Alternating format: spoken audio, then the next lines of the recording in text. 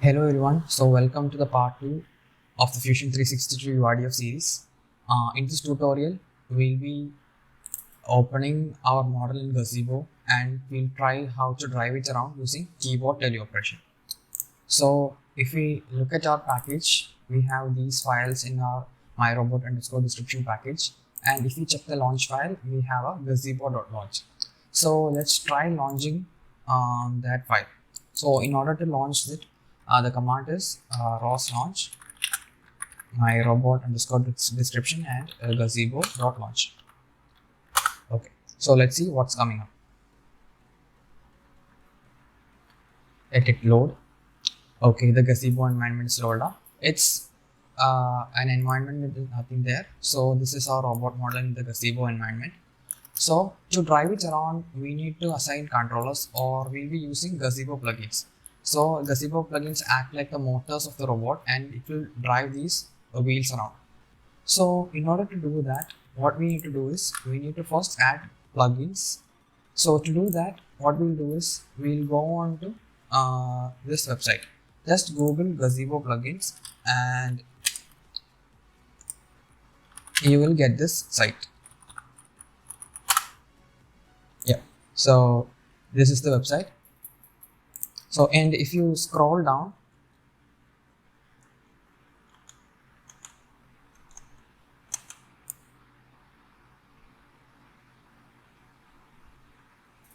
we will be using differential drive.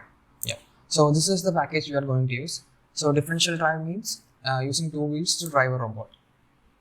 So what we are going to do is we'll copy this entire thing and I'll be explaining it in the most simplest way. So in the URL folder, we have myrobot.gazebo. So it's pretty much simple and straightforward. What we need to do is just paste it here. So if you see, there is a Gazebo tag here and a robot tag here. And the thing we should make sure is that it should be inside this robot tag and it should have a opening Gazebo tag as well as a closing Gazebo tag. So next is a crucial part that everyone should follow. That is, if we don't specify these parameters correctly, our robot won't move forward or work. So first we need to give the update frequency. We will make it as maybe 100. Okay,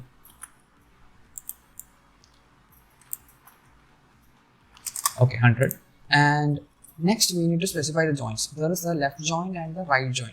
That is for our motors. So in order to see what is the name of our left and right joint, what we need to do is we need to open up our myrobot.sacro. So in this file, if we scroll down, you can see the joint name is rev1 and the joint name is rev2. So if you can see, the base link to the right wheel is rev1 and the base link to the left wheel is rev2. So if we look at here, they have asked the joint name for the left wheel. So our left wheel joint name is rev2. So I'll just copy this and I'll paste it here. Similarly, we'll do this for the other joint also. Okay, those two are done. So now we need to know the wheel separation. So if you remember, when we designed the robot, we made a cuboid of 20 by 20. So the wheel separation is 0.2 meters, that is 20 centimeters. Next is the wheel diameter, and the wheel diameter was 0.1, which is 10 centimeter. Now the acceleration is now set to 1, let that be, and the wheel torque is 20. I'll make that as maybe 50, and the command topic is CMD, which is a standard, but we can name it as anything as we want. Then the odometry topic is odom, and the odometry frame is also odom. The robot base frame, this is actually also pretty important one. We named our robot base frame as base link, not base footprint. See, base link everywhere. So we'll rename that to base link. So next is the odometry source. odometer source is 0 for encoder and 1 for the world, which means it is taking the odometer in the world. Just leave it like that. And we need to publish the VTF, and we need to publish the odometry as well as the joint state. And yeah, that's that. With that, we'll be able to drive the robot around. So let's see how that goes. So let's launch it again.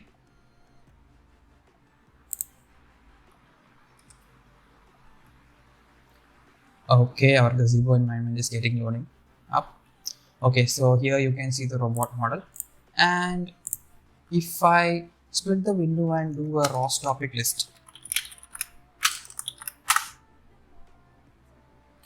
you can see a command velocity, which means the robot is ready to accept the command velocity and drive the robot around. So what we can do is use a keyboard teleop package which is already installed in ROS, and if it is not installed, you can install it by using this command: sudo apt install ROS Noetic. I'm using Noetic, so that's why I am typing Noetic. If you are using Melodic, you can replace this with Melodic. So ROS Noetic teleop twist keyboard. So this is the package name. I have already installed it, so I don't need to install it again. Yeah, it is already there. So what I can run the teleop by using ROS run teleop twist keyboard, teleop twist keyboard. So as you can see, nothing is appearing here, but we saw that the teleop CMD topic is being listed. So this is a major mistake we make. The thing is, the simulation is paused, it is not played. So what we need to do is we need to just press the play button, and after pressing the play button, you can see we got the interface, and we can move the robot around by using I, J, K, L. I for forward, J for left, and L for right, and K for backward. Comma for backward. Okay, let's see how our robot is moving around in the gazebo environment. So I am pressing I.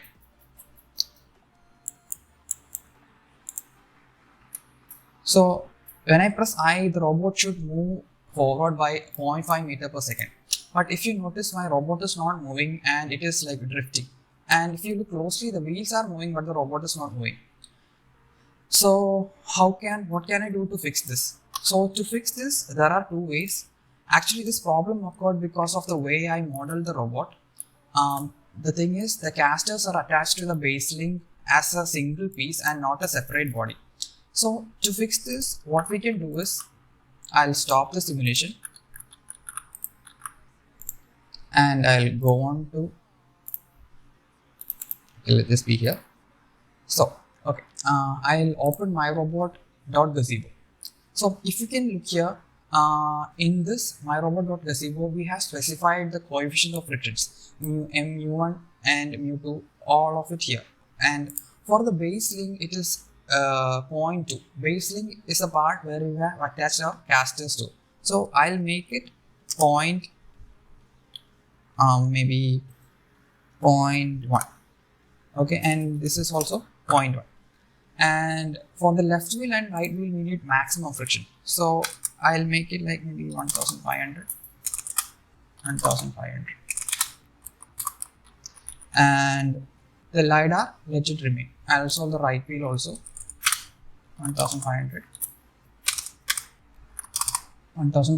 So we have fixed the friction issue. Let's save it and let's run it again. Okay, I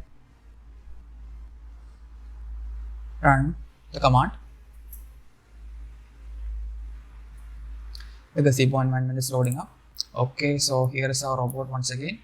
So in order to stop doing this again and again, we'll have to fix the launch file. So let that be there. We'll fix it in the end. So let's see. ROS run teleop twist keyboard. It's already there. Okay. Yeah. So let's try driving it again. So if you can see now, when I press I, the robot is moving in round way. But when I press backwards, it is moving in the other direction, and L and J, it's making it go forward. Okay, so this is one mistake I purposefully made while designing the robot. Okay, so in order to fix this issue of the direction of rotation of the wheels, what we can do is just go to myrobot.gazebo, myrobot.zacro, and in this, if you closely look in the joint tags, that is rev1 and rev2, and look at the axis. In this rev1, you can see there is a -1 here. Just remove the negative sign and save it. So doing this will help us fix the issue. So let's run it again and see if it's working fine. Okay, it's loading up. So I'll keep my gazebo environment to the side. Okay, this is the robot model. So let me press forward. Okay, again I forgot to press the play button. So now the robot is moving without any problem.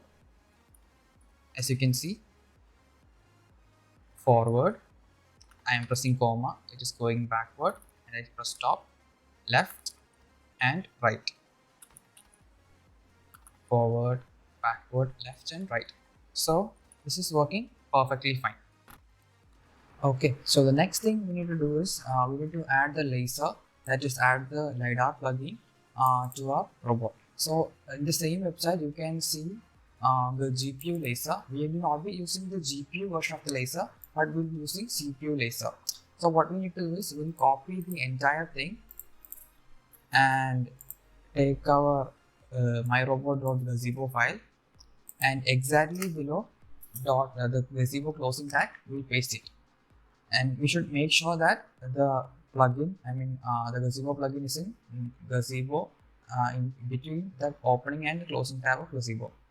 So in order to make this work, we will not be using the GPU ray, we'll be using the CPU version of the LiDAR. So to make that work, we need to replace the sensor type GPU ray this line with this line. So we'll do that first. So sensor type, we'll replace this line with this file, with this line, and also we'll need to replace this line with this line. So I'll copy it and I'll paste it here. Okay, so that is done. So next thing we need to do to make the laser work is to specify the gazebo reference here. So this gazebo reference here is our LiDAR link. I'm making it clear, it is the LiDAR link name and not the join name. So our LiDAR link name is LiDAR_1. So instead of this, I'll paste this here and let all the parameters remain there as it is. And one more thing we need to do is our topic name, we'll keep it as scan maybe. That is the default topic name we use. And the frame name is again LiDAR_1. I'll paste it here. Okay, so our LiDAR plugin is also done. So here the visualization is kept to false. What we can do is we'll make it to true so that we can see the LiDAR rays while we simulate it. And also we'll do one more thing. We'll enable the the gazebo environment in play mode while we launch it. So let me take my description in the launch file in the gazebo.launch. If you closely look, you can see the post parameter is set to true. So we'll make it false. So when we launch the gazebo file, it will be in play mode. I'll close this, I'll open the terminal and I'll run it again. Okay, let it load. Let's wait. Okay, so the gazebo environment is loaded up with the LiDAR plugin. So if you can see, this is our LiDAR laser race. So if I keep one obstacle in between, you can see this is how it looks like. And if I keep another obstacle, the laser beams are hit on the obstacle. And if I keep one more obstacle, so this is how we visualize a laser in gazebo environment. So the next thing we will do is we'll create a custom gazebo world in which we'll drive around our robot, map it using Gmapping package, and then we will do autonomous navigation.